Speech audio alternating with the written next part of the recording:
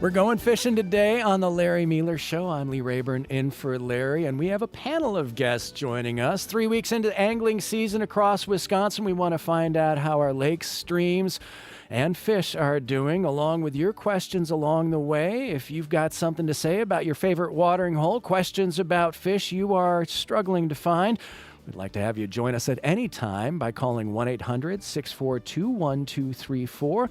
That's 800-642-1234, or email us talk@wpr.org. That's talk@wpr.org. Our guests, all from our Wisconsin Department of Natural Resources today. Max Wolter is here, DNR fisheries biologist for Sawyer County, based in Hayward. Focuses management of local fisheries, including the Chippewa flowage and Namakagon River. He serves on the DNR's walleye and bass teams as well. Max, welcome to you. Yeah, thanks for having us. Paul Cunningham is a fisheries ecologist for the DNR in Madison. He's concerned with the acquisition and stewardship of state properties and the management of habitat, particularly around shallow lakes. He's also co-leaded the DNR's Northern Pike team. Paul, welcome.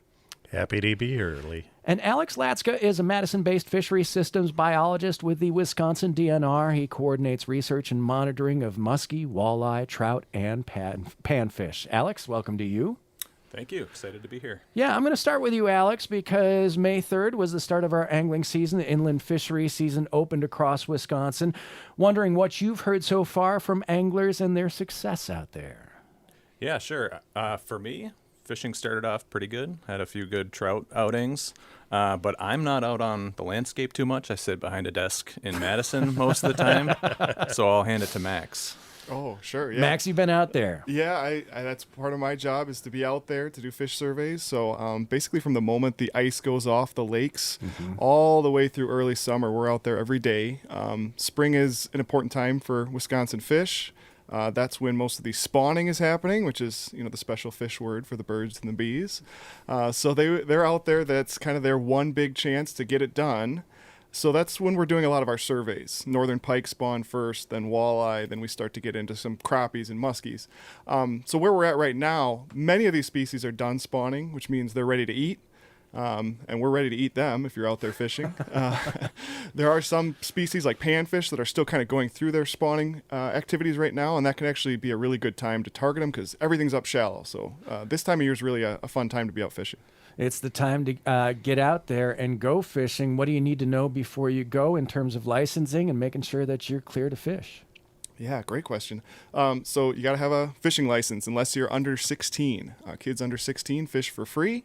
We also have free fishing weekend coming up June 7th and 8th when anybody in Wisconsin can try out fishing without needing a license. So that's an exciting time to give it a chance. What's the value of that license and what does it mean to the fisheries across Wisconsin? Paul?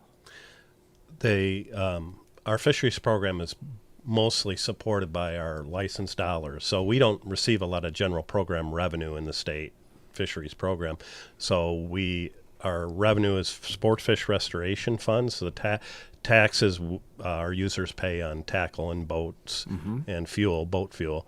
And then our license fee structure. And so that's the bulk of our budget, really, that comes to the fisheries program, other than our stamps, our salmon stamp and our inland trout stamp. So that is the power that enables our 200-some staff to do their jobs. So the more licensing we have, the more our DNR fisheries can do.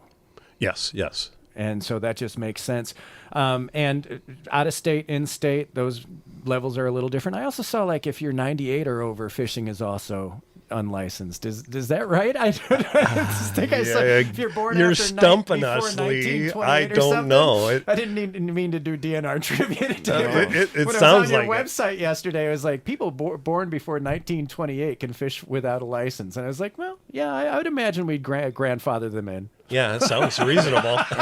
Makes sense. But they're still out there doing it. Great. Absolutely. We love that. We invite them. So again, the license-free weekend is June 7th and 8th across the state of Wisconsin. Otherwise, you should pick up a license because it goes to benefit our fisheries across the state and making sure there's fish for everybody when they find it.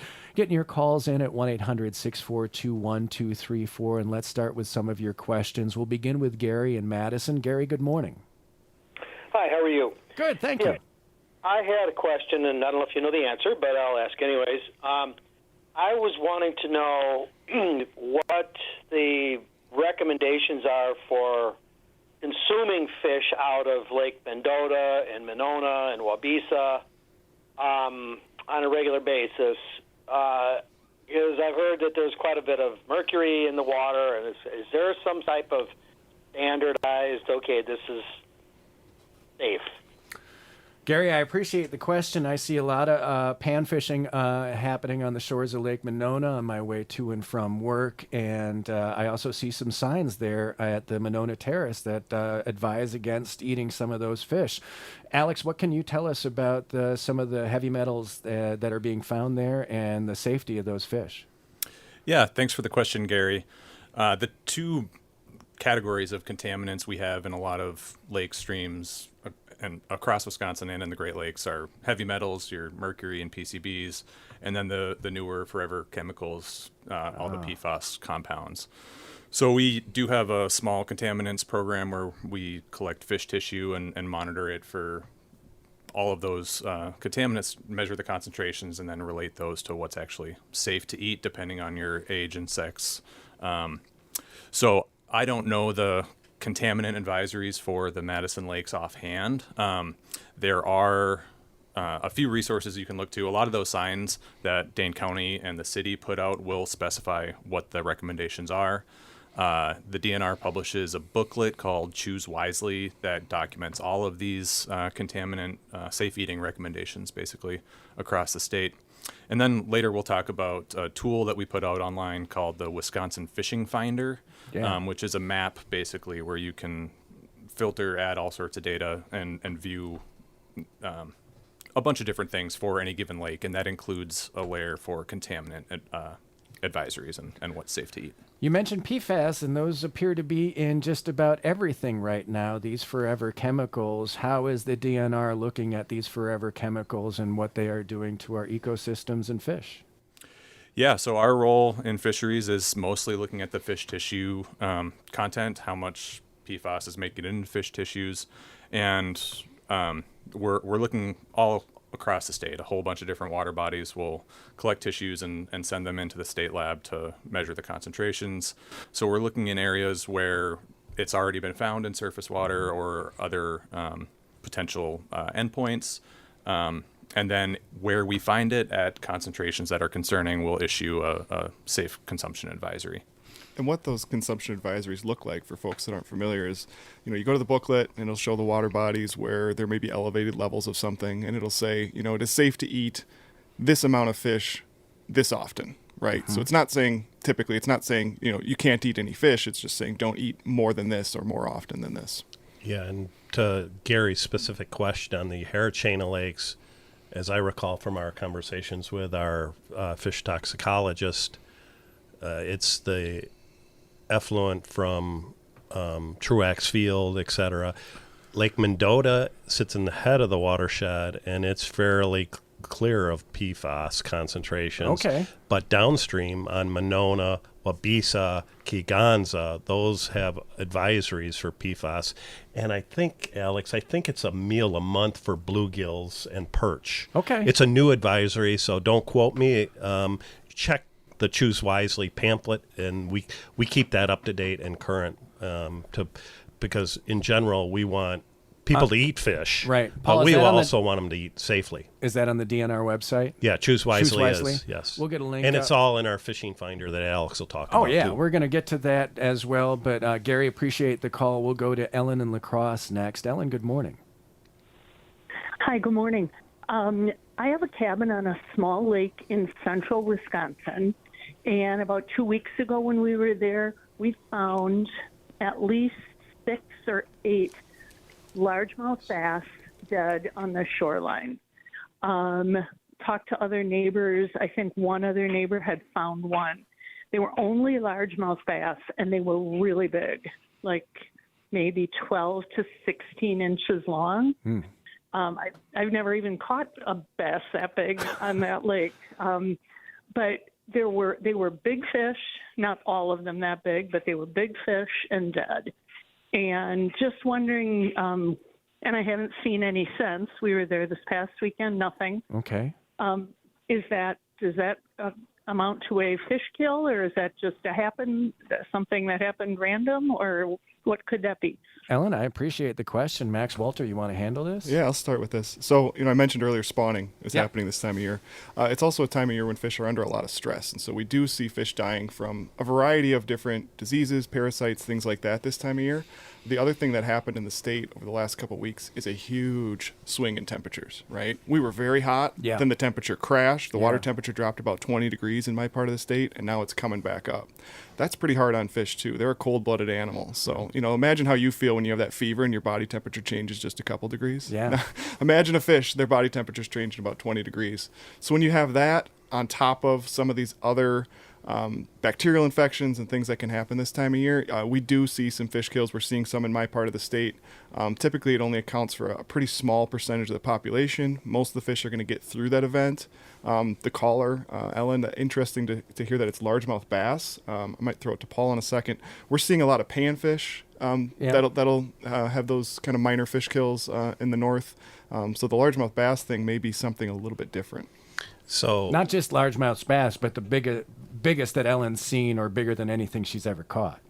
big bass. Big largemouth. Well, she only catches big bass. So, Ellen, we'd encourage you to send any photos you have to the local fish biologist. We often will follow up when we Okay. get these fish kill reports, and it could be the tip of the iceberg, and it could be a very isolated thing. Can't make a diagnosis on over the phone on radio, but largemouth bass virus could be one of the concerns. And a photo evidence, our biologists would consult with our fish health veterinarians. We have 2 in the program, and they would advise as well. And if needed, we would do a follow-up survey work if it was significant and assess that kill. So we have a fish kill investigations process as well. So for Ellen, if she gives us the name of the water body, we'll share it with our Sure. biologists after the show, or she's welcome to contact, was it Adams County? She said Central Wisconsin. Central Yeah. Wisconsin? Okay. Somewhere. Yeah, send it to the DNR, Ellen, and I have a few photos, and while this might not help in a diagnosis, it may begin an investigation that the DNR will follow through on. Yes. Sounds good. That's Paul Cunningham, fisheries ecologist for our DNR. Also joining us, Alex Latska, Madison-based fishery systems biologist with our DNR, and Max Walter, DNR fisheries biologist for Sawyer County, answering your questions as we are going fishing today on the Larry Mealer Show. Have a line open for you now at 1-800-642-1234 or email talk@wpr.org. I'm Lee Rayburn in for Larry, and you're listening to the Larry Mealer Show. Angling season underway across Wisconsin, and we're going fishing on the Larry Mealer Show with our roundtable of experts, Alex Latska from the DNR, Paul Cunningham from our DNR, and Max Walter from our DNR, answering your fishery questions at 1-800-642-1234 or talk@wpr.org.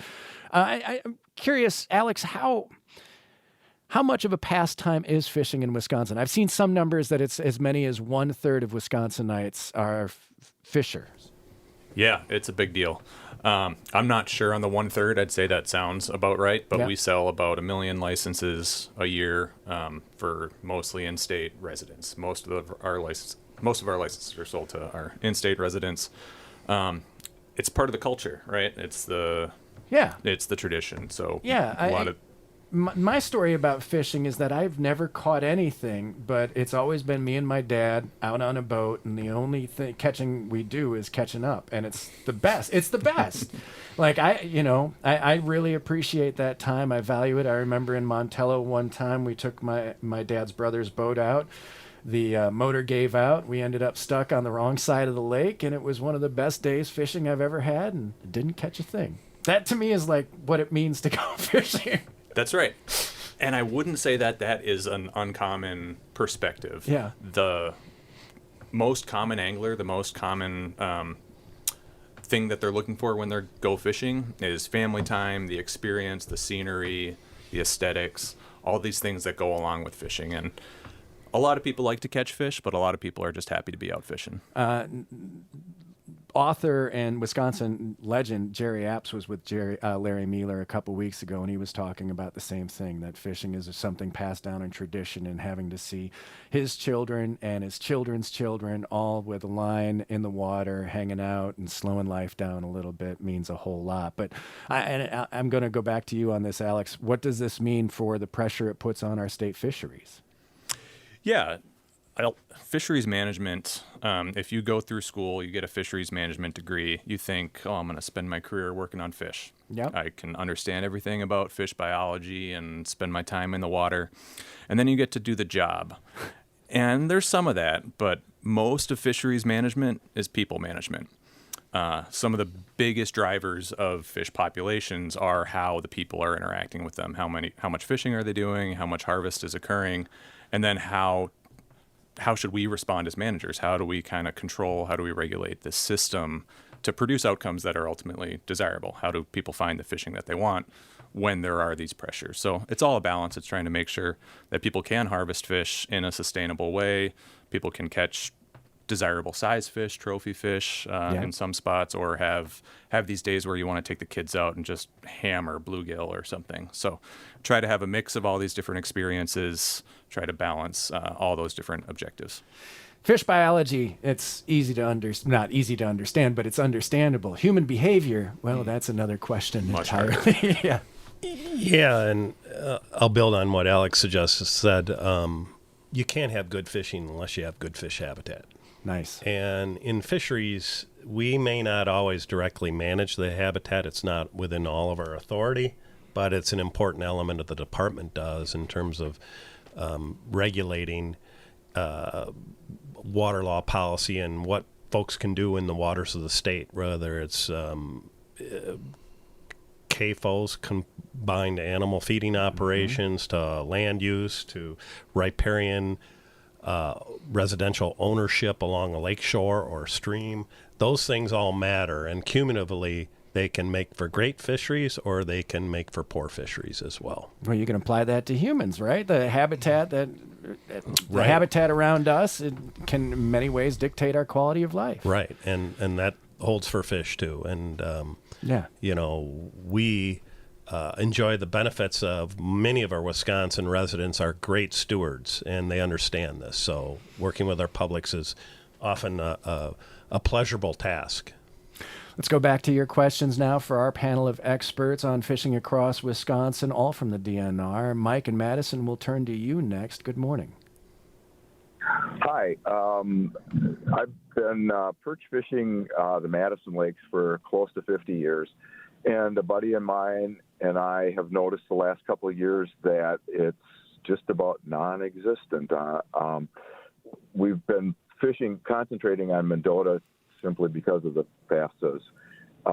And they're not there. They're not there in the summertime. They're not there hard water fishing through the ice. We'll go out if we catch 2 or 3 perch. That's a good day, and that just is unusual. Up until about 2 years ago, we go out and get 8, 10, 12 fish and go home happy with a meal. And it's not just us it's not just our poor fishing. I noticed that a local bait store here, DNS, has a fishing hotline, and they're scratching their heads about where the perch are and what's going on, too. I wonder if you guys could comment on that. Mike, appreciate the question. Alex Latska, you're Madison-based fishery systems biologist, and you coordinate research and monitoring, among other fish, the panfish, which would include the perch in this question. What do you think? Yeah, thanks for the question, Mike. So perch are, they've got a couple things that may be affecting what you're seeing right now. So perch, much like crappie, tend to go through ups and downs in their population cycles. And they can be fairly dramatic, where in 1 year you can have a lot of eggs hatch, a lot of young fish survive, and that year class will kind of perpetuate through time. So they grow up to be adults, and people are just catching that 1 year's worth of fish that came from whatever it was, 2018. So you do see these kind of natural cycles. That's one thing that may or may not be what's going on in Mendota. Perch are also a cool water fish. They're closely related to walleye, and a lot of our cool water fish have struggled as places have gotten warmer. Certainly walleye, perch to a lesser extent. So that there could be a habitat component of that as well. The third is always harvest, and panfish fisheries in particular are very harvest driven. Usually if people catch a 7-inch bluegill or an 8-inch perch, they're probably going to keep it and use it for their Friday fish fry. So with harvest in the Madison chain and the perch in Mendota in particular, we instituted a 10-bag panfish regulation a couple years ago now that was kind of responding to this perch situation in part. So it'll take a couple more years to kind of figure out if that has any benefit. But the idea was, okay, the population is lower than it used to be. If there is a harvest limitation from all the fishing that occurs, can we spread that out a little bit more? Can we keep those perch around a little bit longer? What are some of the other fish that we're seeing that are struggling with warmer waters across Wisconsin? I'd say in lakes, walleye are the key one that we can talk about, and I wouldn't want to ignore trout in our cold water trout streams. Yeah, I mentioned earlier, fish are cold-blooded species, right? So they're highly susceptible to even small changes in water temperature. And what we are seeing across large parts of the state and other states, when we're talking to our counterparts in Minnesota and Michigan and even Ontario, walleye populations are not as robust as they used to be. Walleye are a more sensitive species. They spawn in a very specific way. A lot of things have to go right to make more walleye. And what we're seeing is the effects of climate change, disruptions in the environment, disruptions in the habitat are throwing walleye off their game. So we're having less walleye in a lot of places that used to support them. River populations tend to be doing better than lake populations as a general trend.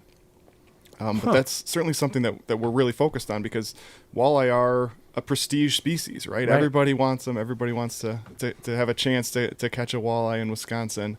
So we've put a lot of research into that to try to understand that, trying to understand what sorts of things we can do as fish biologists to try to help walleye. That includes things like stocking and habitat work. But, the difference between walleye and something like a largemouth bass, which we'd call as more of a generalist, is that sensitivity. Largemouth bass, they can spawn anywhere. You could dig a hole in your backyard, fill it with water, and a largemouth bass is going to think that's pretty cool habitat. So we are seeing, largemouth bass and some other panfish species doing quite well, even as walleye are declining regionally. So Alex talked a little bit about the perch population. That was Max Wolter there, fisheries biologist for Sawyer County, talking about the walleye population. Paul, I want to ask you about our brook trout and their sensitivity to our water temperatures. Sure. The other thing that the perch face that we forgot to talk about was invasive species. So there are a lot of food web effects going on that affect species like yellow perch. So we've lost our yellow perch fish fry in Lake Michigan, pretty much. And that's because of the benthification of the energy flows in the pathways. So with zebra mussels and quaggas, all that energy is tied up into the bottom. And when those larval perch are out there drifting, they're on a starvation diet. There's no zooplankton, no small critters for them to eat up in that upper surface. So these large-scale invasions of non-native aquatic species can also affect the food webs for these fishes. And there are interspecific competition or problems even in the trout world. So we have non-native brown trout, which are a very popular fishery that impact our native brook trout. So brook trout are our only native stream fish in the state. And then we've got the lake trout. And so they're in a unique position as our locally adapted trout species. And they're what we call a stenotherm, a cold water fish. And they're one of our ambassadors to the health of our cold water streams. And with our ever increasing high levels of atmospheric CO2, human caused, is raising our water temperatures of our streams as well as air temperatures and altering the flows. We've seen these dramatic, high flow events and huge storms and then drought. Yep. And so all this is affecting our brook trout populations. And our modeling estimates project that we'll lose 2/3 of our brook trout habitat by the mid-century, by roughly around 2050 to 2065. So I that's saw a lot that. of So habitat loss. There is brook trout reserves that is part of the DNR's fisheries program. Yeah, once we saw the impacts of climate change on our brook trout, it was so sobering. We needed to do something. So Alex and our other staff, we sat down with a team of folks to try and identify the best of the best. These strongholds where we thought brook trout were worthy of securing their protection, their habitat, and we could hold the course, really, and keep these fish on our landscape because they are arguably the most beautiful fish that you've ever seen. There are some native tribes that will not eat that fish because it is considered sacred. Yes. And so these 54 places we call brook trout reserves are the best of the best. Some of them are still at threat.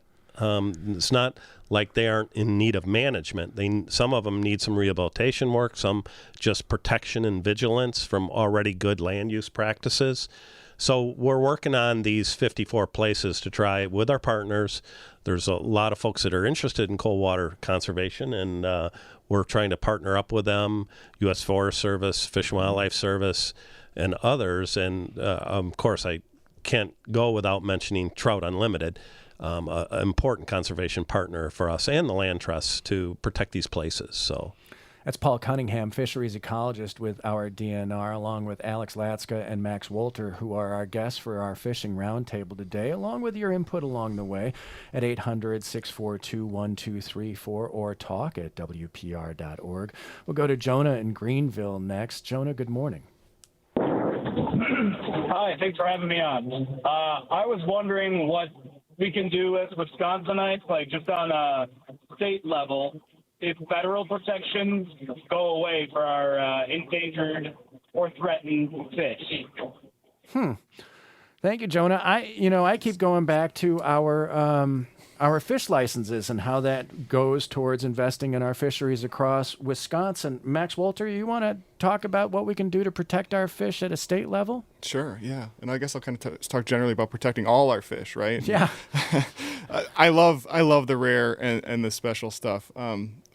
We were fishing on the river the other day. My kid caught a moon eye. He was very excited. Whoa. There's so many species of fish in Wisconsin. Some of them are well known, like your bluegill and your walleye. Some of them are not well known. Some of them are truly rare.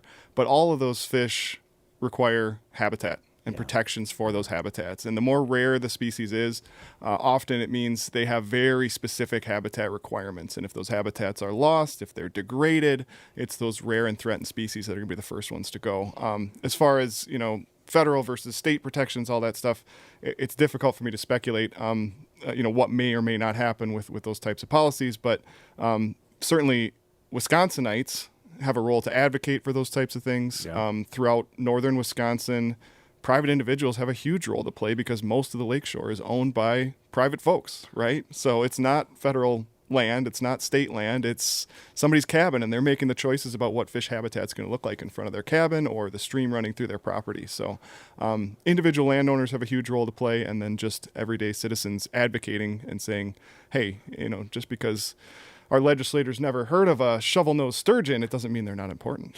Yeah, and a joy if you are able to get one on the line. Paul, you're the fisheries ecologist. A little bit more about how property owners in Wisconsin aid and abet our fish population in the state. So let's talk about lakes first. As Max mentioned, they have a great stake. Often it's that portion of the water body that you step over when you get in your boat. It's that important edge, really. And so, many of us are from a cultural European heritage where Germanic descent, where we need to clean everything up. That's, we need our pastoral landscapes, and we brought these urban values to our lakes. Now, things are changing, attitudes are changing, but that effort of cleaning up your shoreline, making room for your 2 jet skis, your pontoon, and your fishing boat, and your 2 piers, there isn't much room left for messy, more natural habitat, tree falls, submersed aquatic plants, and emergent ones that grow, like your rushes, your cattails, your white and yellow water lilies. So there isn't a lot of room left. And in our quest to find nirvana, we actually, in some degree, destroy nirvana to carve out our own space. And that's a challenge. And it's a challenge for all of us. And it's a hard thing.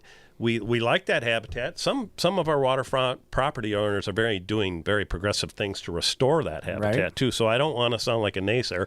Other property owners like that habitat, but they like to see it on the other side of the lake, okay? Not adjacent to their front. And so, but one of the things that all our waterfront property owners do enjoy is seeing their grandchildren enjoy water quality to swim, to jump off the pier, to be able to see more than 6 inches down in the water, to see the bottom in 4 or 5 feet, to swim, to cast a bobber amongst the plants, wildlife? to catch a bluegill, to see a loon.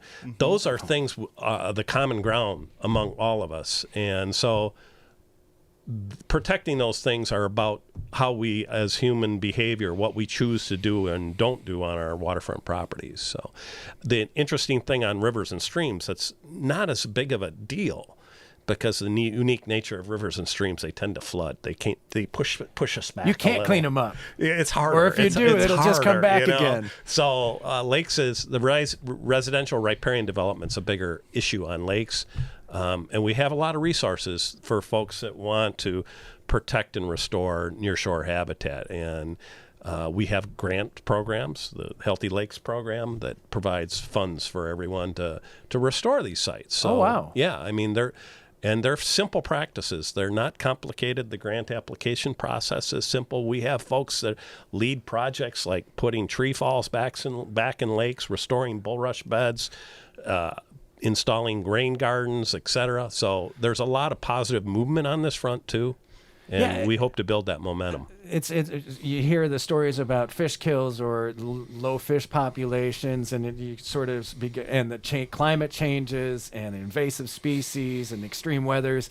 It sounds severe, but it also sounds like everybody can do a little bit and make it a lot better. Like there's a role for each and every one of us to play in our fisheries across Wisconsin.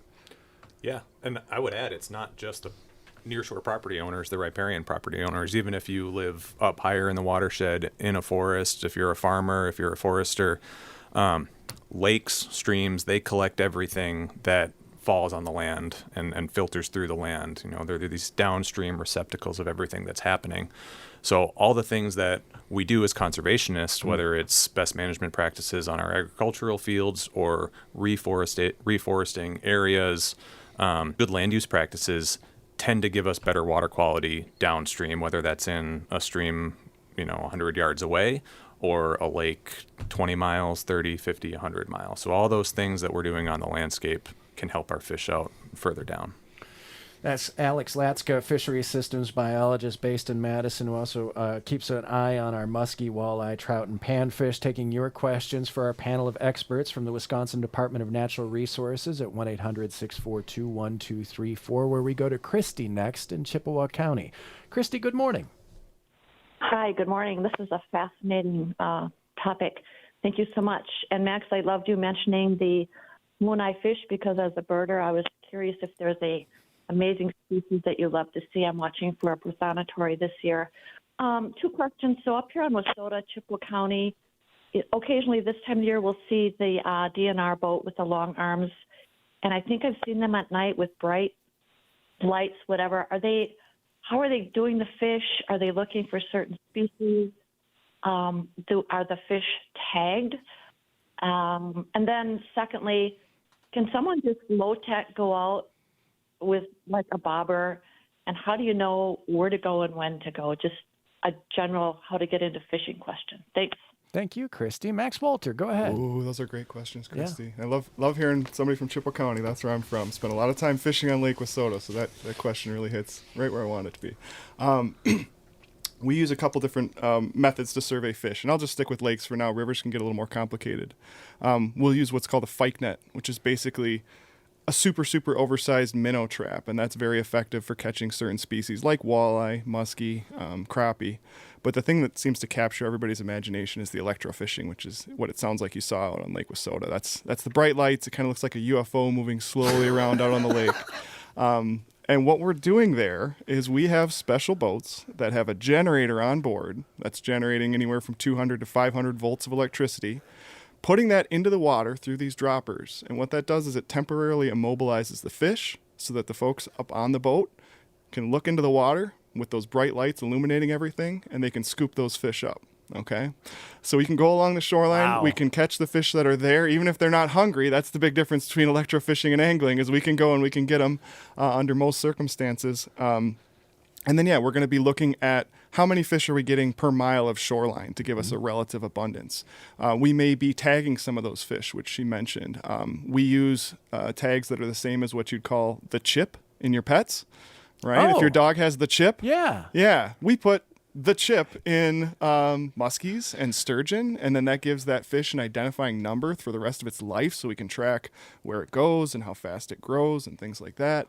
And then we can estimate how old fish are. There's so much information that we actually need as fish managers to be effectively managing these populations, delivering good fishing, making sure our angling regulations work, following up on our stocking to make sure we're getting the most bang for our buck there. So these surveys are fascinating for people, and I'm glad that you're seeing us out there. And then the information that comes from them is super, super useful. And because I've been out doing a bunch of electrofishing surveys recently, Christy, I can tell you that if you want to catch some fish right now in the next couple weeks, and probably including free fishing weekend, I would focus on 5 feet of water or shallower, maybe 2 to 5 feet of water, and don't overthink it. A bobber and a worm in 2 to 5 feet of water near any piece of what we'd call structure, which could be a log in the water, it could be the outside edge of some aquatic plants, even a dock is going to attract some fish. So 2 to 5 feet of water, and just hang that worm about a foot from the bottom, and you will probably catch something on Lake Wissota. You're going to get a bite, Christy. I believe in this.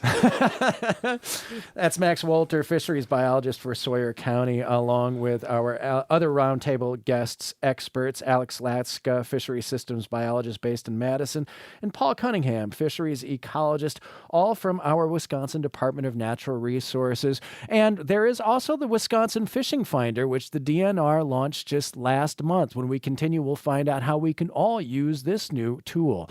It is the Larry Mealer Show. I'm Lee Rayburn in for Larry today, and we've gone fishing on the Larry Mealer Show.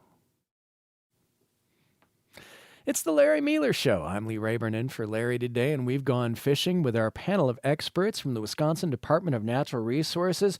Alex Latska, fisheries systems biologist based in Madison. Paul Cunningham, fisheries ecologist, and Max Walter, who is a fisheries biologist for Sawyer County. Along with you and your questions at 1-800-642-1234. But before we go any further, I want to find out more about the DNR's new Wisconsin Fish Finder, how it works, and how we can use it to find the best fish across Wisconsin. Who's the best to answer that? Alex, go ahead. Yeah, so you called it the Fish Finder. The Fish Finder is a thing you put on your boat that kind of sends sonar signals and tells you where the fish are. Unfortunately, we can't do that for you. So this tool is the Fishing Finder. The intent is we want to help people figure out where they can go fishing, what to fish for, what the regulations are. We talked earlier about the contaminant advisories, things they might want to know about any given lake, and where they can launch their boat, where they can access from shore, all these things. Yeah. So it's just a map. It's an interactive map with a thing on the left where you can toggle on and off all these different data sets. So you zoom into the lake of your choice, whatever you're looking to learn about. You can turn on the lake regulations to see by species what the actual regulations and seasons are. You can turn on, there's a category called opportunities, so things that maybe influence your choice and why you want to fish there. So it has our stocking histories, what we've stocked in that lake for the last 15 or so years. It has lake classifications, which are kind of these large groupings about different habitat types.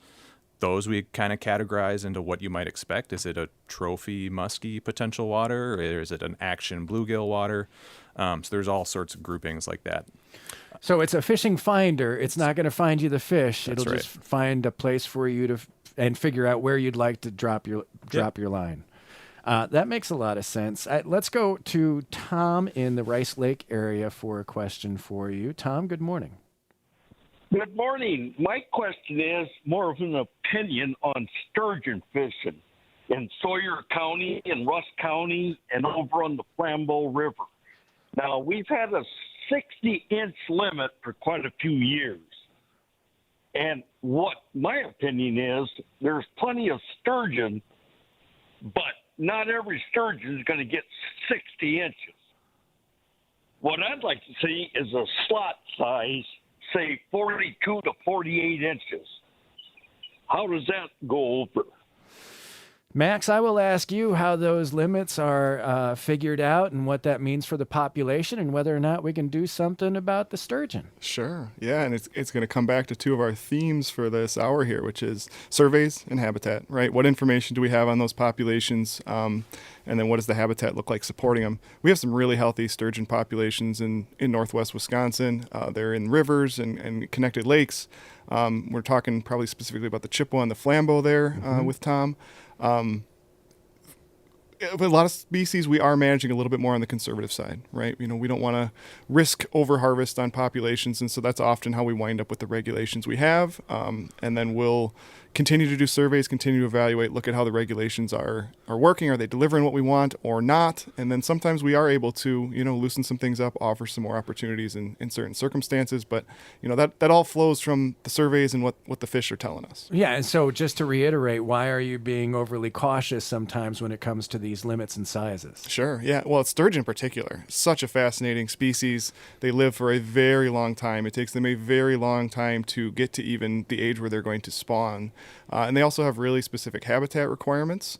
A lot of their habitat has been fragmented by dams. That's been a major disruption for sturgeon over the last few hundred years. So, we tend to manage a species like that on a more conservative scale. So it's interesting, an interesting call, and, it's certainly something that, could be in the picture in the future. I guess I can't commit to anything right here on the air, though. Yeah, but you're always looking at it. Absolutely, yeah. We were just out doing a survey on the Chippewa River this year. We got a 71.5-inch sturgeon. Whoa. Very cool to see a fish that big. Yeah. 6 foot long. We have a follow-up to the question earlier about the perch population in Lake Mendota and Madison. We'll go to Bob next. Bob, good morning. Hello. Hello. Hi. I just was curious on what you think about the size limit on northerns on Lake Mendota, for example. I believe it's 40 or 42 inches. That's a darn big northern. No one's going to eat it, but I do believe, in my opinion, that would eat up a lot of perch in a day. What's your comments on that as far as the size limit on the northern pike on Lake Mendota? Paul Cunningham, you see a connection there? I see a connection to a trophy fishery for northern pike. So in fisheries, we're about trying to create a portfolio of opportunities for a diversity of anglers across the state. And so there is no average angler. There are a group of anglers as well that enjoy catching and releasing and seeing pike over 40 inches, just like our muskellunge. Then there are a lot of anglers that would like to harvest pike too. So we've set aside Lake Mendota as our trophy fishery of the Hara chain. Okay. And we have other fisheries in southern Wisconsin where there's no minimum length limit for northern pike and a 5 daily, or no minimum 2 daily, or a 26-inch minimum length limit and 2 daily. It's just that right now, Lake Mendota is our premier northern pike trophy fishery. The average size of those pike in Mendota excel and rival everything. The only comparable is probably Green Bay. Do you think they are part of the reason for the lower perch population? No. Okay. No. Energetically, they're fairly low density. They will eat perch. Okay. More so in the food web, walleye are the bigger predator of yellow perch in Lake Mendota. So, but a lot of the perch population levels are influenced by a lot of different issues beyond those two species. So in the prioritization of who's eating who out there, right? It would be walleye eating yellow perch. Northern pike might be eating the walleye because those pike have a big gape and they can consume about 40% of their prey length. So if you figure a 40-inch northern pike can eat a 16-inch walleye. Whoa. And Alex Latska, I would imagine that fishing finder from our DNR might be able to help Bob out in finding a place to catch the northern that he'd like to eat. Yeah, there's a couple tools you could use in there. If you look in the regulations layer, you can see which lakes have that 26-inch minimum or a 40-inch minimum. There's only a couple. So. Yeah, I appreciate the call, Bob, and the question as well, the comment as well. I want to go back to my fishing experience and how it's a bonding experience, Jerry App's fishing experience and how it's a generational experience, and just how it goes beyond the actual tackle box, the line and the lure, how it goes to the tradition in Wisconsin. And Max Walter, I'll start with you and your 9-year-old's life list and how that plays into fishing in Wisconsin. Sure. Yeah. So some people may be more familiar with the life list in the context of birding, right? You're going out, you want to see all these, rare ones. You want to, see a bird you've never seen before. My son and I are doing the same thing, and he's in kind of a privileged position, having a fish biologist as a father. I know where some cool fish are, but you still have to go catch them, right? We still have to put in that time together to say, our big catch last year was a hog sucker. So we went to this river that I knew had some hog suckers, and it took us all day to catch one of these, stinking little hog suckers. It was about 11 inches long. It is the highlight of his summer, catching this rare fish and be able to say he did it, and we did it together. And that's, one of many different pathways that fishing can take you on. Mm-hmm. Not everybody's going to go out and fish for something rare and silly. You're the guy that got the moon eyes. So. We got a moon eye. We got a hog sucker. Yeah, we got to give some shout outs to these fish. We can't talk about walleye all day. But, that's just our pathway to fishing. There's so many other pathways that people have, that families have, traditions that get passed down, the places you're going to go, the way you're going to fish, the stories you're going to tell. Yes. That's what it's all about, right? Is the one time that something crazy happened that you're going to tell for the next 3 generations. And the picture's going to be on the wall at the cabin or the resort or whatever. Or it might not be a picture at all, but those fishing stories are legendary and passed down generation to generation. Paul Cunningham, you are now a grandfather. You've got a 3-year-old granddaughter. Tell us about your fishing experience.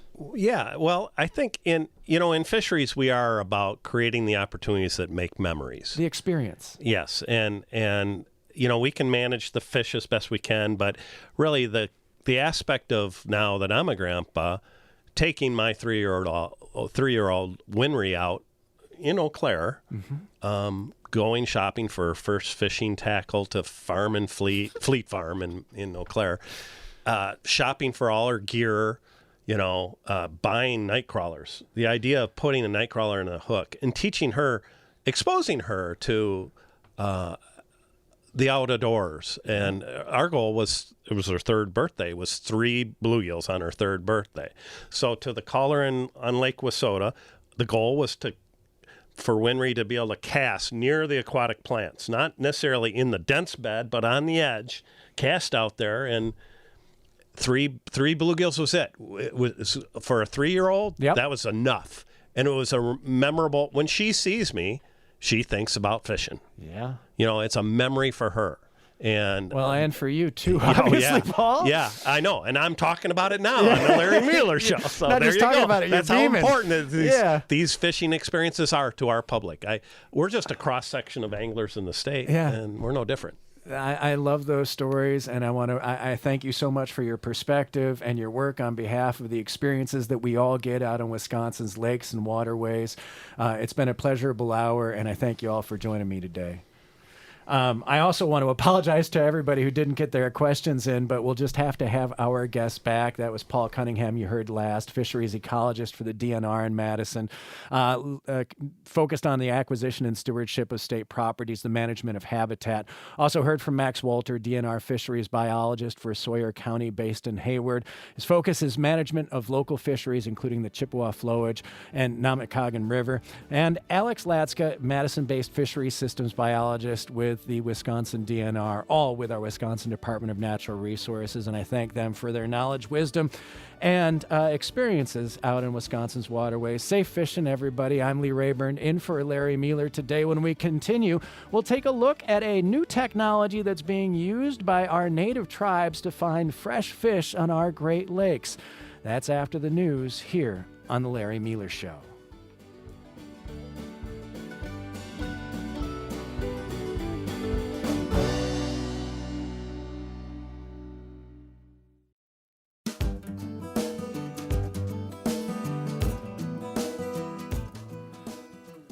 It's the Larry Mealer Show. I'm Lee Rayburn in for Larry today, and our next guest has been working with our Native American tribes around the Great Lakes.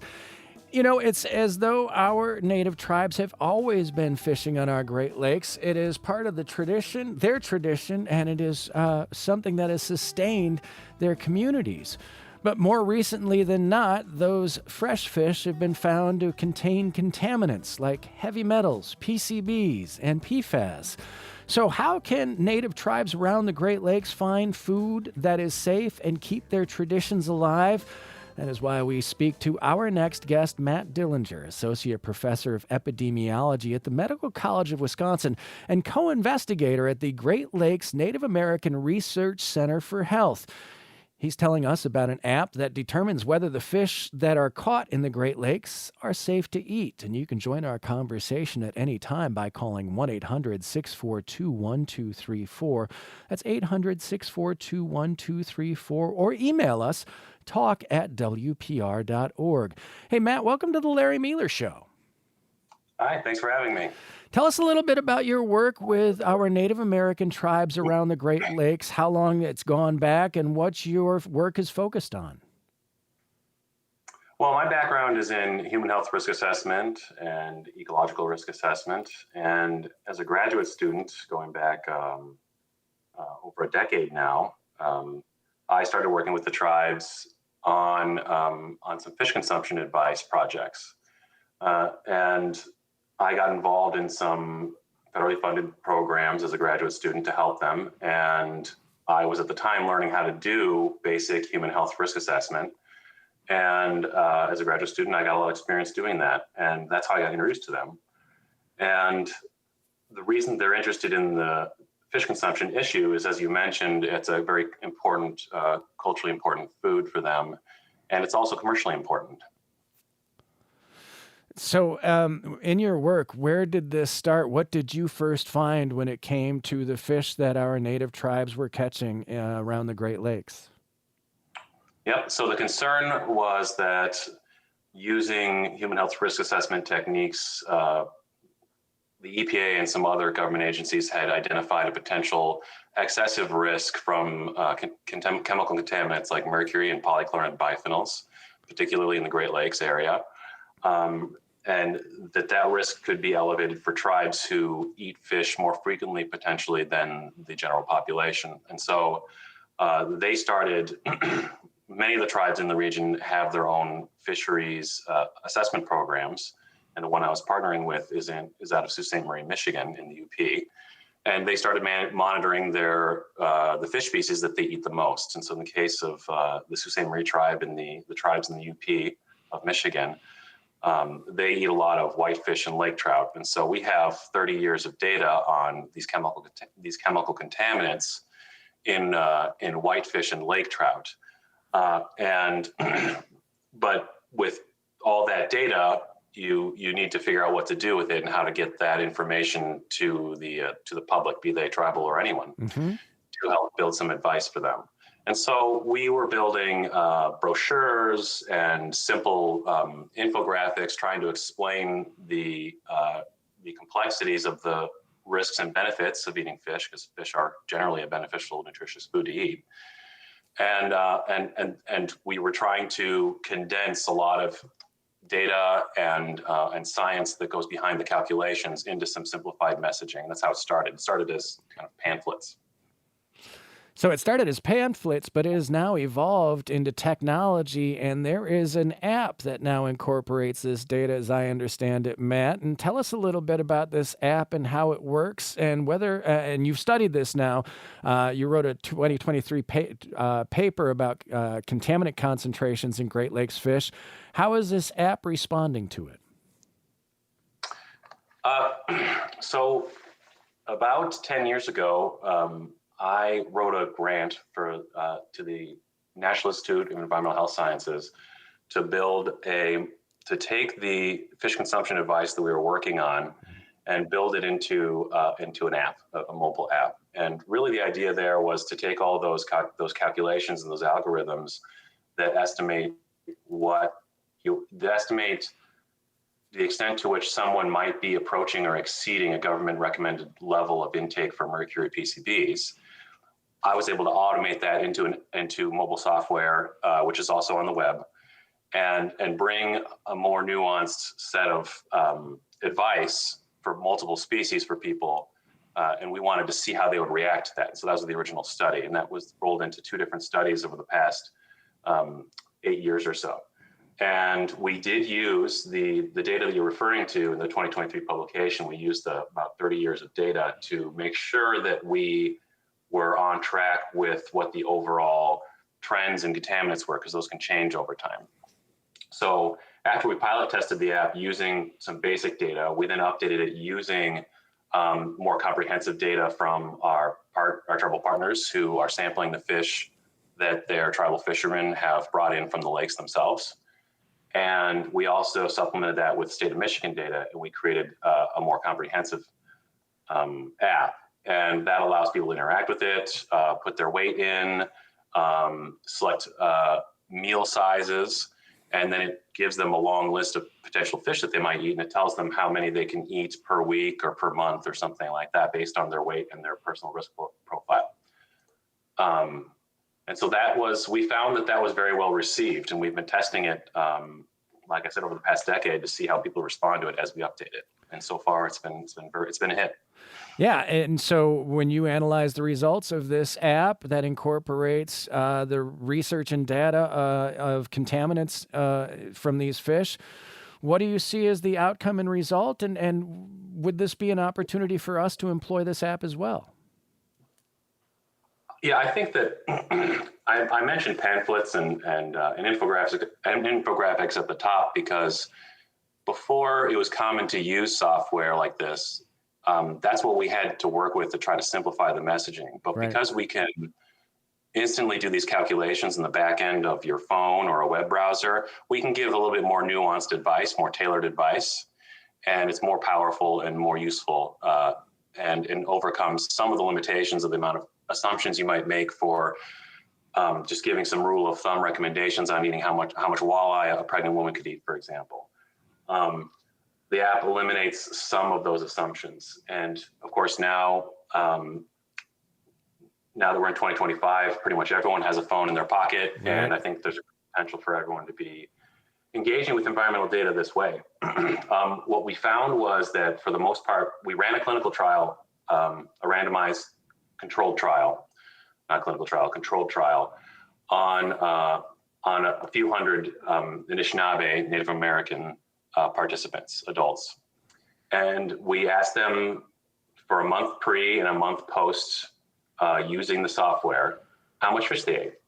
And then we were able to use the same calculations that we built the app off of to assess whether or not they were exceeding government recommendations, which is, by the way, a little slightly different than predicting someone's risk of a health outcome. This is whether or not they were approaching or exceeding the government recommendations on intake for certain chemicals, mostly mercury and polychlorinated biphenyls.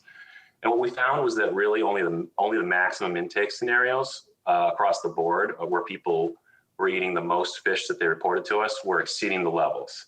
Up to the 75th percentile of both controls and people who used the software stayed within the government recommendations.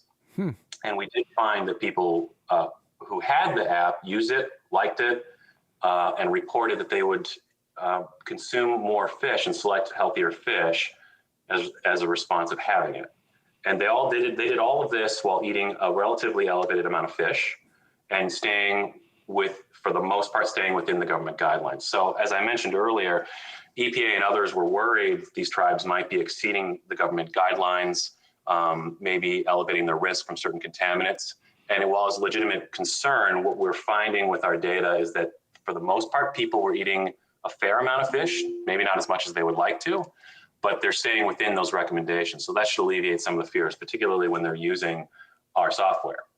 And then we did a follow-up, a 2 and a 3 year follow-up on the software. And we asked people if they were using it, if they would use it regularly, if they would eat more fish, if they could use it, if they feel more confident about serving fish to their family.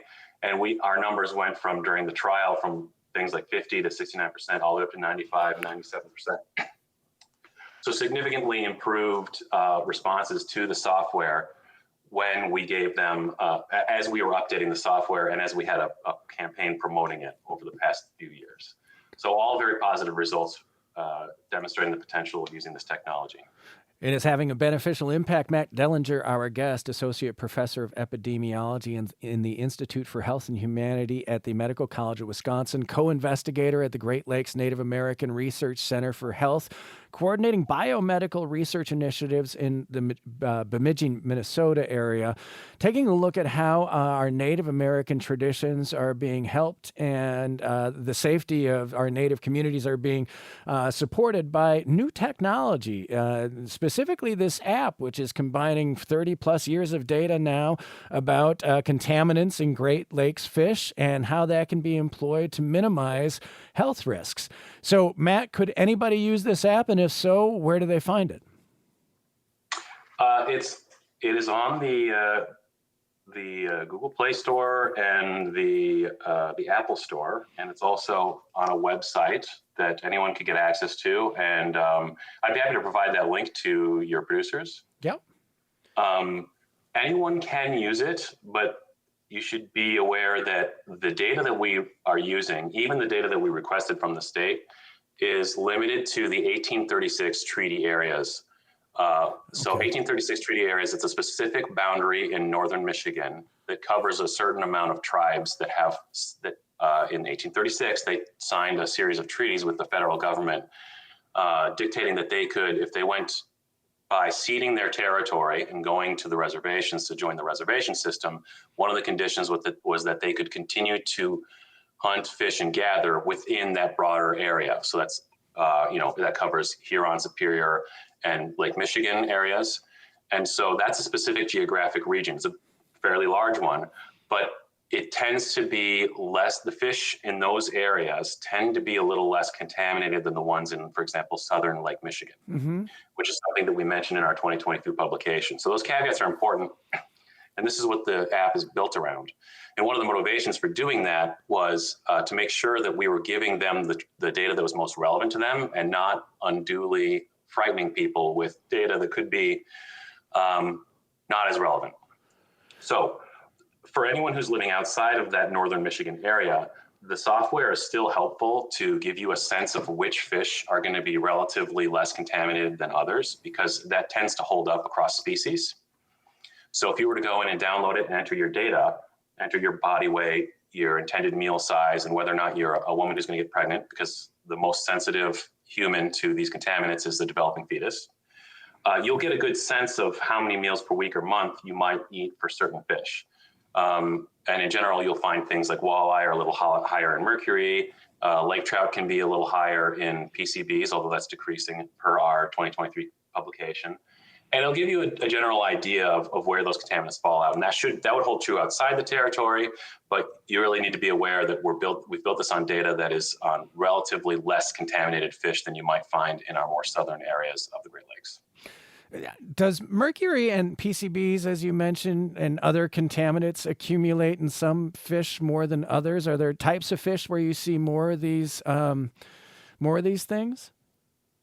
Yeah, the species matters, and that's because these contaminants bioaccumulate in the food chain. So if it's a smaller fish like a perch or a bluegill, they don't accumulate as much mercury and PCB because they're lower on the food chain. And so the mercury is a good example. It's a ubiquitous contaminant. Mercury is a part of the environment, but it can be mobilized into biotic media via methylation of the mercury. So you get methyl mercury, it's organic mercury. And then it starts to accumulate in like phytoplankton and then and other plankton. And then those get eaten by the next thing up the food chain, be they fish or maybe crustaceans or something like that. And then each time an organism goes around vacuuming up, eating up all these other organisms that are maybe slightly contaminated, they accumulate that contamination because it doesn't leave their body at a very high rate. So it enters their body at a faster rate, and they accumulate at a faster rate than they eliminate it. And so then you get up to the higher trophic levels, the higher up the food chain, you get to a fish like a walleye that eats a lot of other fish that maybe have been eating other fish that have been eating other fish. And those fish were eating invertebrates, if you get the idea. So the walleye, which is a very delicious fish, is kind of high, it's very high in the food chain within the aquatic ecosystem. And so because they're very muscular fish and not as fatty, they tend to accumulate mercury in their muscles. So walleye and pike are one of the classic examples of something that tends to be a little higher in mercury. Lake trout tend to be a little higher in organochlorines like polychlorinated biphenyls because those are lipophilic contaminants, and similar to the mercury, they accumulate, but they tend to store in the fat like a fatty fish like a salmon or a trout. Matt Dellinger, we talked last hour to the DNR fisheries, and PFAS came up as the forever chemicals that we're just finding pretty much everywhere and in everybody. Is that something that you intend to study down the road, or is that have you looked at that as an epidemiologist yet? Yeah, I've looked at it. That's a good example of what I was alluding to earlier. There was a study that came out in 2003, around the same time the My Contaminant Trend paper came out. And they used data from all around the Great Lakes, and they found alarmingly high levels of perfluorinated compounds in fish, which could potentially be triggering. They could exceed some of the aforementioned government levels, but those government benchmarks are also kind of a matter of discussion right now. So there's a lot of caveats to this. And I do mention it in my 2023 paper. We did do some pilot studying, some pilot testing of our lake trout and our whitefish from the tribal fisheries for PFAS. And we found those numbers, I believe, because I'm going from memory here, I believe they were about half of what the other paper had found. So again, it depends on where, it can depend on where. The EPA is doing some really important work on the testing methods of PFAS, especially in fish, to make sure that we're not maybe biasing some of those results. That's a little outside my expertise, but I've read some interesting briefs on it. So people should really stay tuned to that. PFAS are not the sole, in humans, mercury comes exclusively, and PCBs as well, those almost come exclusively from eating fish. That's not the case with PFAS and some of the other forever type of chemicals, the very persistent organic pollutants. You can get PFAS from all kinds of sources. Right. And I'm working on some research right now, yes, to try to get a sense of where these things are coming from and how much of that contribution is from fish and how worried we should be. My personal thoughts on that is that we should be careful not to scare people before we're sure. The science is still out and the research is still ongoing. Matt Dellinger, where does your research go from here? What are you looking to explore next and get answers to? So the technology, of course, has accelerated in recent years. Yeah. We're beyond now just simple apps using little algorithms that I basically, the original algorithms that we built, I gave my programmer at Shorewood Tech some basic equations that I built, and it's a relatively simple math to do that the software can handle easily. Now we're dealing with artificial intelligence and language learning model type algorithms that are becoming commonplace in both app programming and using them in the software themselves. So that's really a growing area that my group and I are trying to wrap our heads around as quickly as we can. Yeah.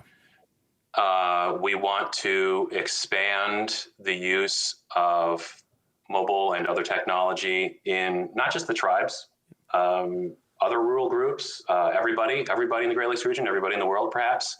We want to see this environmental data at people's fingertips in a usable and understandable way. And we do not intend to limit ourselves just to fish. I'm primarily interested in the food chain, but there's other exposure science to be done. And so that's kind of where we're looking right now. Where it's difficult to apply for grants right now, but that's more or less that's what we're doing. Well, I find that fascinating epidemiology at the age of artificial intelligence, and how some of these large data sets and large language models may change the way epidemiology is done at its very core, and how that could be applied to the research that you've done so far with our Great Lakes fish and our Native American tribes who fish on those lakes, and what that could mean for food safety going forward, whether it be our fish, our game, or even perhaps our grocery store. Yeah, we need another half hour or so. Maybe. Yeah, exactly. But and to go back to where we started here, and just get some of the what our native tribes have said about incorporating new technology into their ancient traditions, and how those two work together as you see it in your work, Matt. Those traditions, the beautiful thing about those traditions is that they're almost like a living thing. They are dynamic and they evolve, and yet they're stable, and they convey wisdom that we humans have used traditional knowledge and culture as a vehicle for information over the generations, dating back long before we had software or even writing, anything to put down and record. And I think it's really exciting to try to use the rapidly developing technological space as a place to play around with promoting very well established, well respected, and important old ideas and concepts. And so I view culture in my work as the same way I view the ecosystem as an ecologist with an ecological background. And my background is I do have a degree in ecology, and those are dynamic systems that evolve over time, and they're responsive to feedback. And so tribal language and tribal culture is tremendously important to the people that we're working with. And it's that provides important context for us to be able to convey nuance when we're trying to convey a difficult scientific concept to people. It's crucial that we integrate with the culture that has been developed over time and adapted to the Great Lakes region in this case, to help people make decisions about their health, not just in an age of technology. Matt, thank you so much for sharing your work with us today, and we will have to keep up with you and find out what's next and speak with you again. Thank you. No problem. My pleasure. Matt Dellinger, Associate Professor of Epidemiology at the Medical College of Wisconsin, co-investigator at the Great Lakes Native American Research Center for Health. And details about that app that we talked about are available on the Larry Mealer web show page at wpr.org/Larry.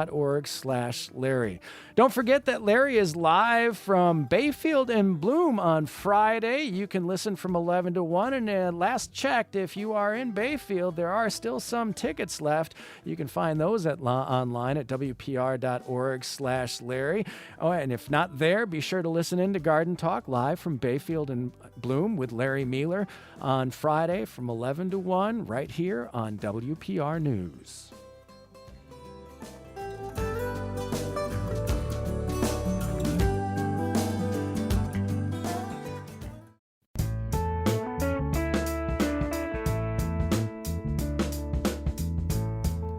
Good afternoon, I'm Lee Rayburn in for Larry Mealer today. Larry's back on Friday live from Bayfield and Bloom. Hope you can join us for that.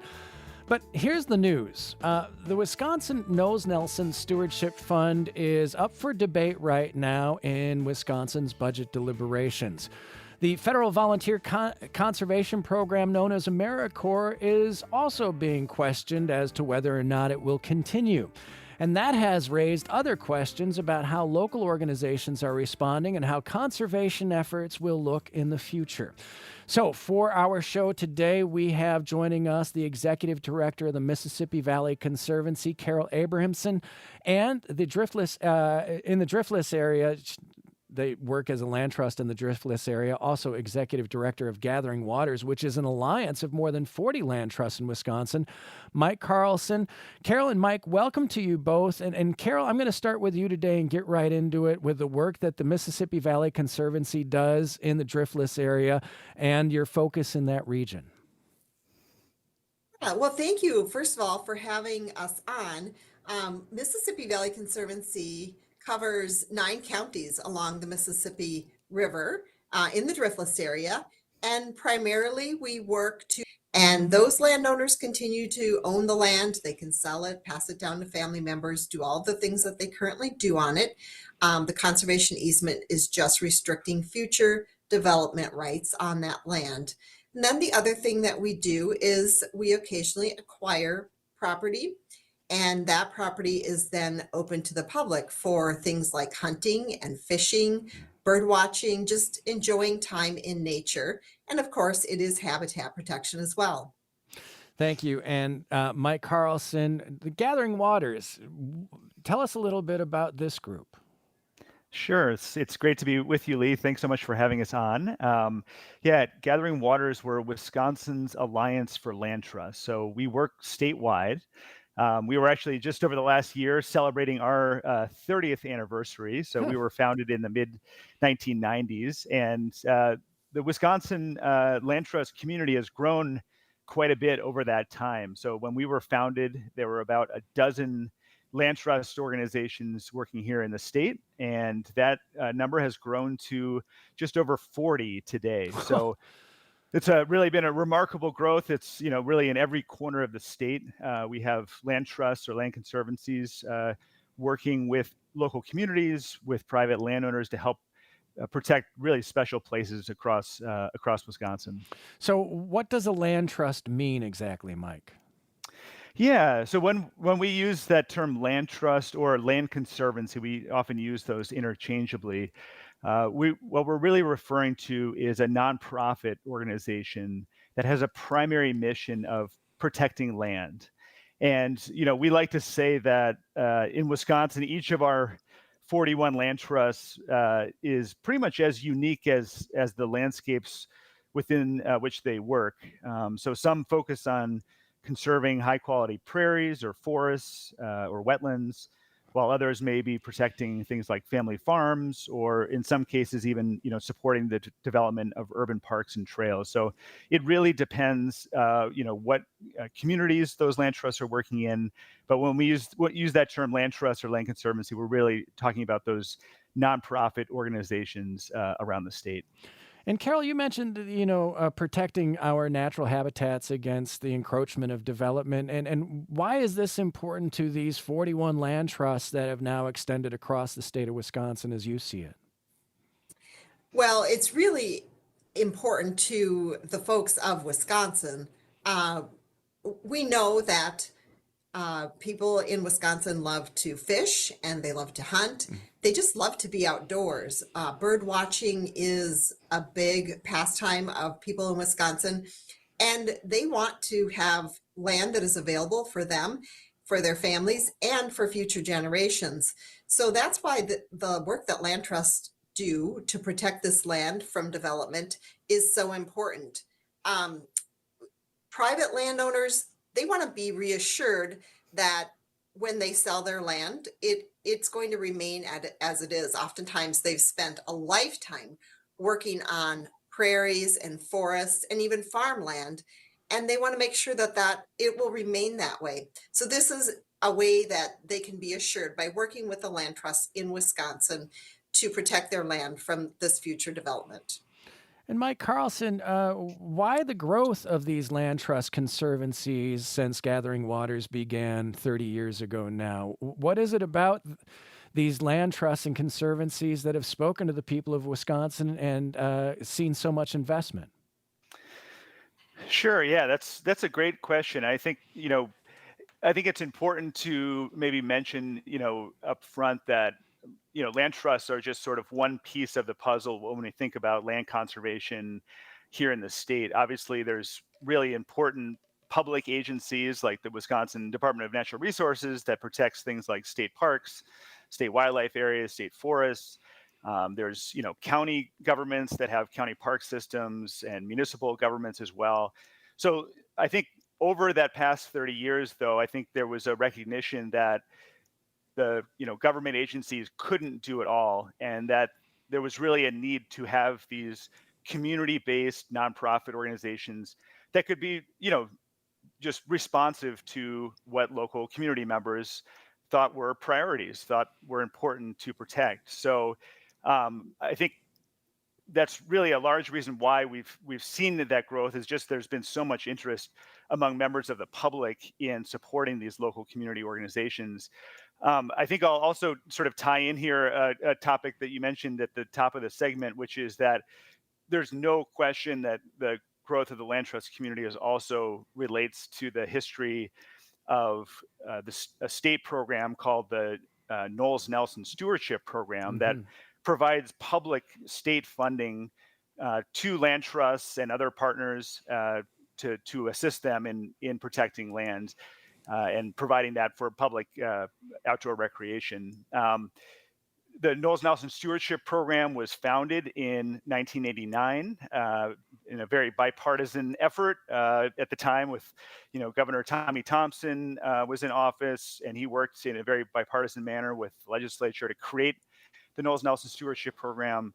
And actually through that program, for the first time ever, the state had a grant program then that provided these matching grants to nonprofits, to land trusts. So that state support has been essential in that kind of growth and expansion of the land trust community over those 3 decades. And so it seems to me, and correct me if I'm wrong, that the reason for creating this Knowles Nelson Stewardship Fund, the reason for the support of our conservancies and land trusts, our state parks, our natural habitats, and preventing at some level in some places development from occurring, has to do with our quality of life, has to do with what makes Wisconsin special, has to do with why people live here, why people come here, and why people spend their tourism dollars here. That what we have here is special because of the people who are committed to keeping it that way. Does that sound about right? No question. Yeah. And I think we like to sort of refer to it as the 3 W's, water, wildlife, and the Wisconsin way of life are just so broadly popular and so it's just such a high priority for such a wide swath of Wisconsinites.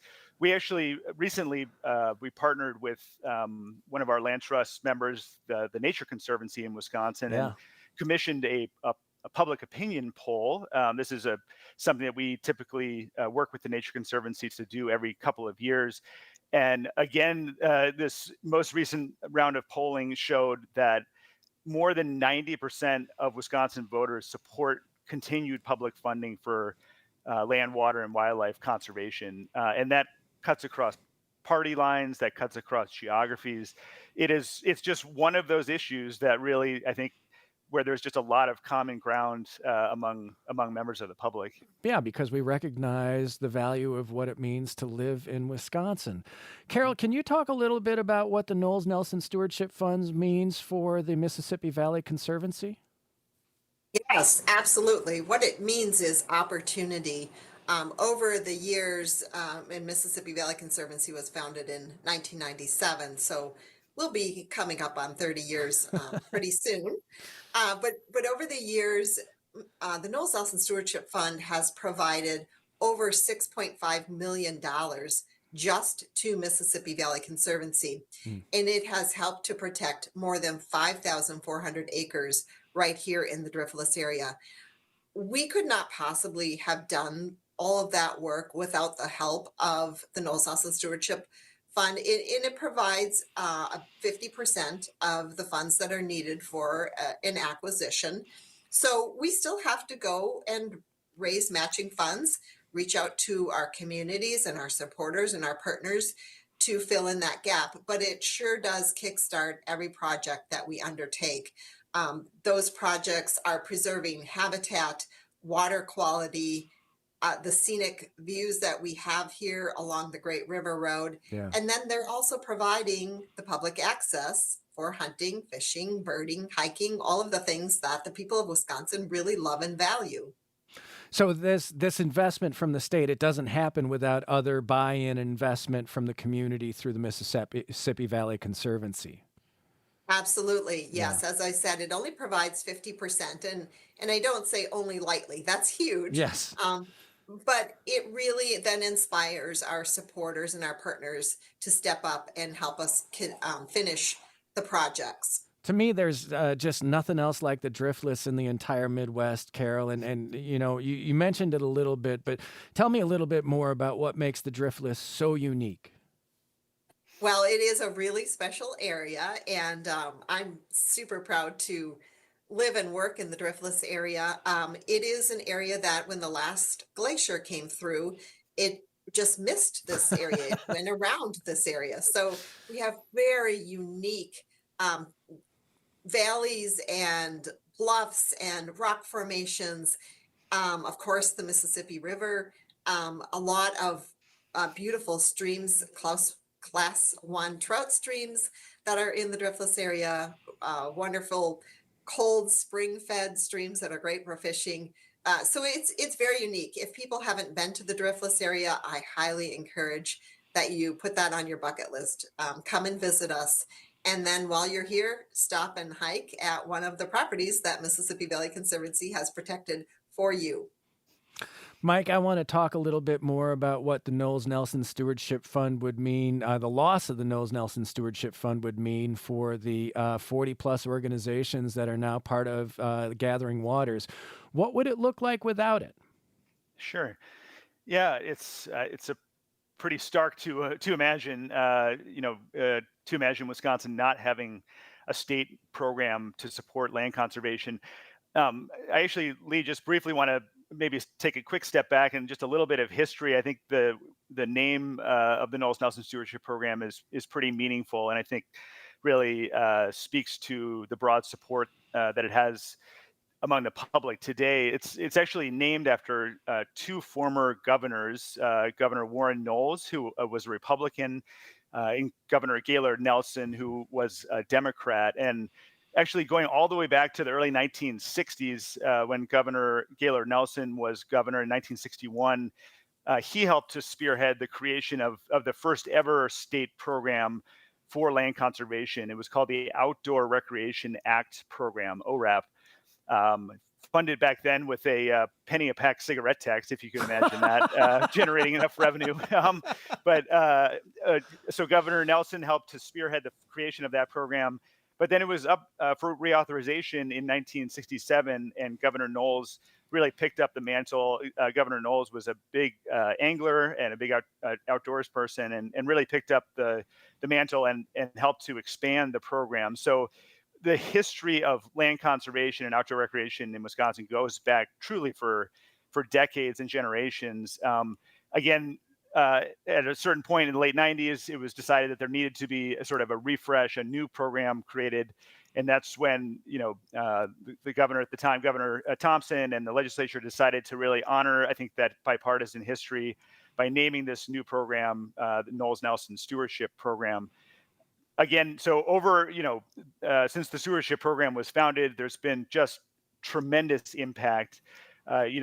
In total, the stewardship program has helped to protect more than 750,000 acres of land in Wisconsin, and that includes DNR purchases and county forests and other partners. But that's just a tremendous impact over that time. Specifically, for land trusts and local partner organizations like local governments, the stewardship program over that time has provided over 4,200 grants, and that includes more than 700 grants to land trust organizations. So, again, as Carol described, it has been really the source of support that's jump-started conservation efforts literally in every corner of the state. I would always recommend folks can go on, and actually we have a website dedicated to Knowles Nelson. It was knowlesnelson.org. Knowles starts with a K, so knowlesnelson.org. Yeah, and we've actually mapped by county and by legislative district every single Knowles Nelson investment and it's remarkable. So I really encourage folks to go look at, either their home county, or if there's a certain corner of Wisconsin that they, have a particular love for, just really go look. And every time we've shared one of these maps with, with elected officials, more often than not, the first word out of their mouth is, wow. They just, folks really don't appreciate how much of an impact that it's had. Well, they might appreciate it, they just don't know it because we're living in it. And although, Mike, you mentioned how bipartisan it was at the beginning, bipartisan seems few and far between these days in politics, no matter where you look. But can we find some common ground when it comes to the common ground that we live in, share, and appreciate that makes Wisconsin what it is? Our guest, Mike Carlson, Executive Director of Gathering Waters, an alliance of more than 40 land trusts in Wisconsin, and Carol Abrahamson, Executive Director of the Mississippi Valley Conservancy, a nonprofit accredited land trust in the driftless area of southeast Wisconsin. We invite you to the conversation at 1-800-642-1234 or email talk@wpr.org. I'm Lee Rayburn in for Larry today, and you are listening to The Larry Miller Show. Talking about the 3 W's with our guest today. That would be water, wildlife, and Wisconsin's way of life. Our guest, Carol Abrahamson, Executive Director of the Mississippi Valley Conservancy, and Mike Carlson, Executive Director of Gathering Waters, an alliance of more than 40 land trusts in Wisconsin.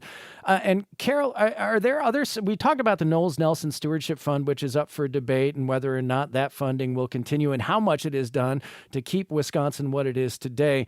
Are there other sources that we find in state funding that could be up for grabs or could be lost going forward as you see it?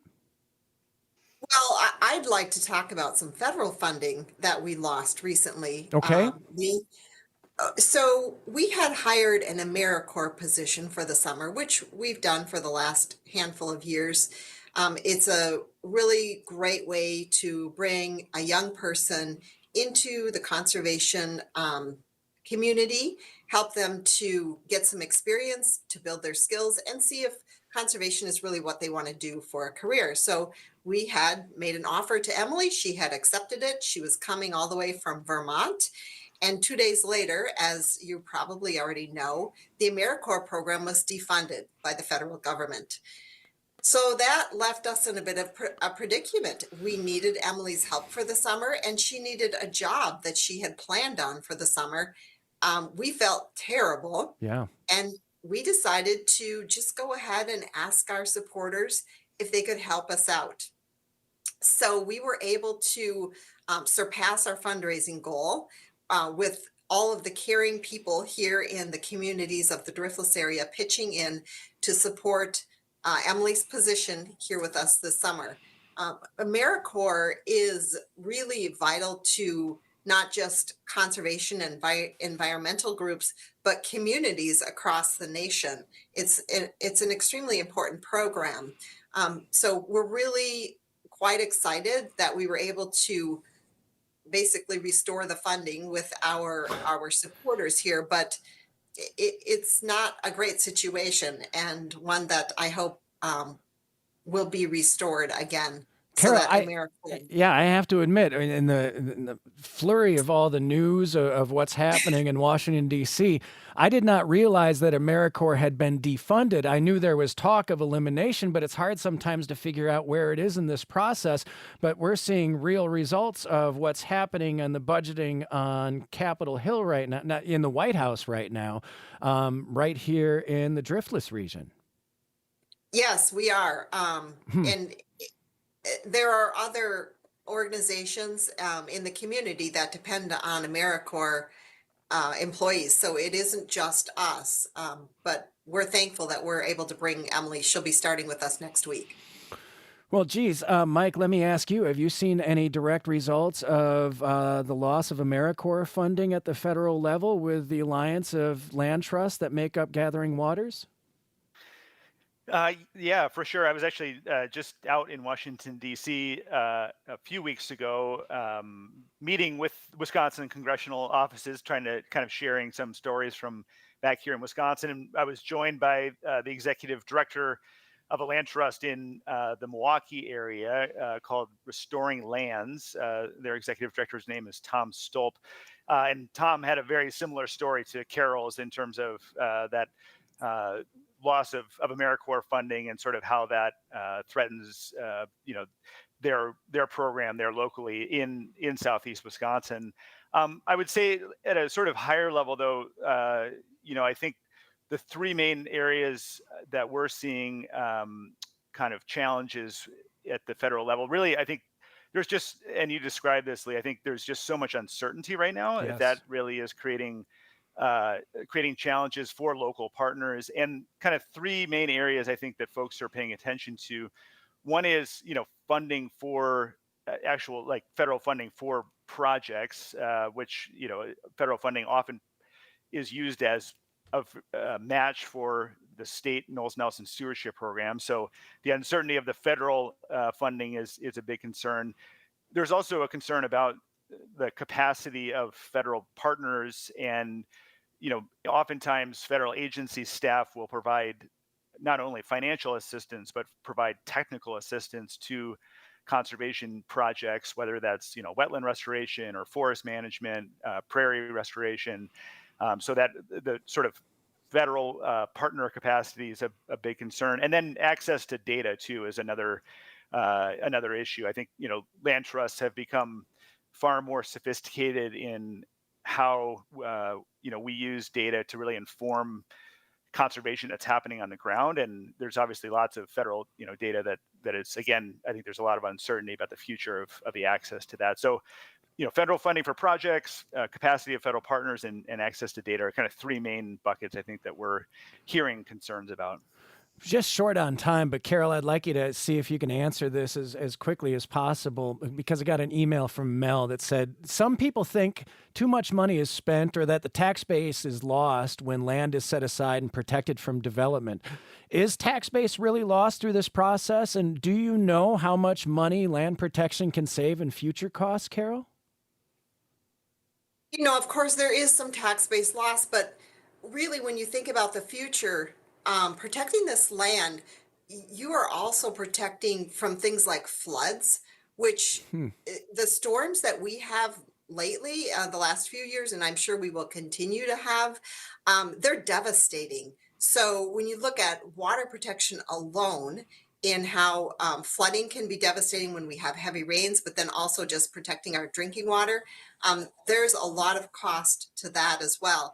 So yes, there is some tax-based loss. Now, we do pay taxes on some of our properties. Of course, landowners continue to pay taxes. That does not change. They continue to pay their property taxes. But the land that land trusts acquire, some of them we do continue that. We also make payments in lieu of taxes to communities to help support their local emergency services that we need to access as well. Oh, I didn't know that. And Mike, in the 60 seconds we have left here, can you give us a quick cost-benefit analysis of the work that Gathering Waters does? Sure.